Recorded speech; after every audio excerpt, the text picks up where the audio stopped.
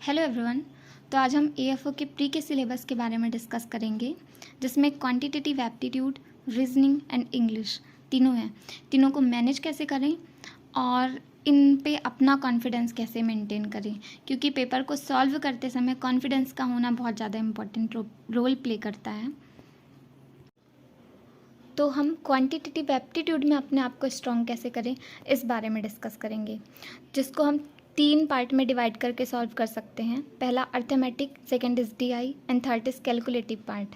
पहले हमें चलता था कि हम डीआई पे ज़्यादा वर्क कर लिए और कैलकुलेशन पे ज़्यादा वर्क कर लिए तो हमारा मैथ्स आसान रहता था, लेकिन इस बार के पेपर पे डीआई में भी वेरिएबल दिया गया था, जिसको टैकल करने के लिए हमें इनका बेस आना थोड़ा थोड़ा तो ज़रूरी ही है। इसलिए अब ये तीनों हम कर तो सकते हैं, लेकिन इन पे टाइम मैनेज कैसे करें। तो जब मैं पढ़ती थी तो मैं इनको अल्टरनेट डेज पे सॉल्व करती थी। जैसे फर्स्ट डे पे अर्थमेटिक्स की क्लास देखती थी, इनके बेस पे वर्क करती थी plus practice, and second day पे डीआई और कैलकुलेशन पार्ट। मतलब डीआई अगर नहीं मन कर रहा है, क्योंकि अपन बोर हो जाते हैं सेम पढ़ पढ़ के, तो कैलकुलेटिव पार्ट इसको उठाती थी और फिर इनको सॉल्व करती थी। इनको करने के बाद जब मैं मॉक टेस्ट देती थी और जहाँ पर मुझे प्रॉब्लम आ रहा है उस टॉपिक को पिक आउट करती थी और मैं यूट्यूब से उसे पढ़ती थी।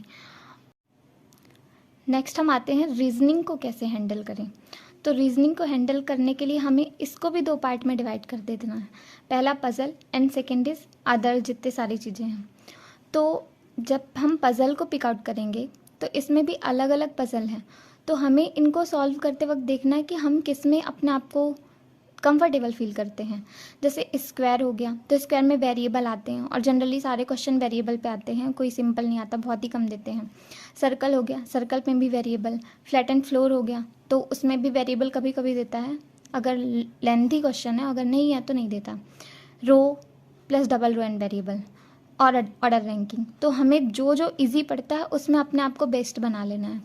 मतलब अगर उसका क्वेश्चन आता है तो वो क्वेश्चन हमारे हाथ से नहीं छूटने वाला, इतना मेहनत करना है इस पर।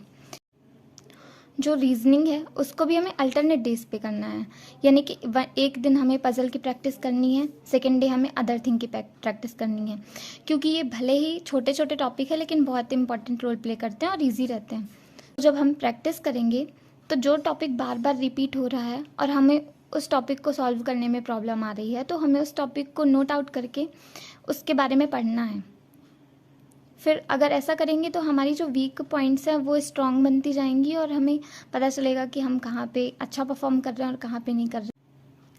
एंड थर्ड, हम अब इंग्लिश के बारे में बात करेंगे, जिससे सभी को बहुत ज़्यादा डर लगता है, पर ऐसा कुछ नहीं है। अगर इंग्लिश की आप प्रैक्टिस करते हो, जैसा कि एक लैंग्वेज है, तो हम इसे 1-2 दिन में तो सॉल्व नहीं कर सकते, लेकिन अगर हम इसे डे बाय डे दिन मतलब हर दिन प्रैक्टिस करते हैं तो ये भी आसानी से हो सकता है।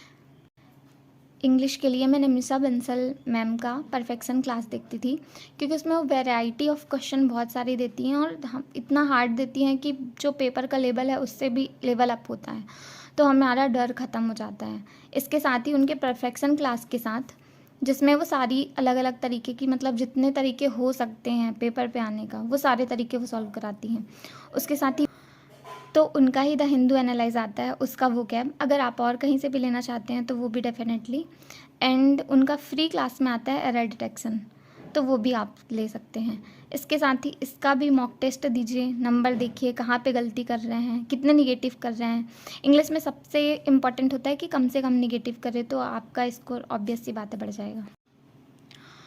तो अगर इनकी तैयारी करते हैं तो ऑब्वियस सी बात है ये सॉल्व हो जाएंगे, लेकिन हमें इतना प्रैक्टिस करना है कि हमें कॉन्फिडेंस आए, और कॉन्फिडेंस का सिंपल सा फंडा है कि जितनी ज़्यादा प्रैक्टिस उतना ज़्यादा कॉन्फिडेंस।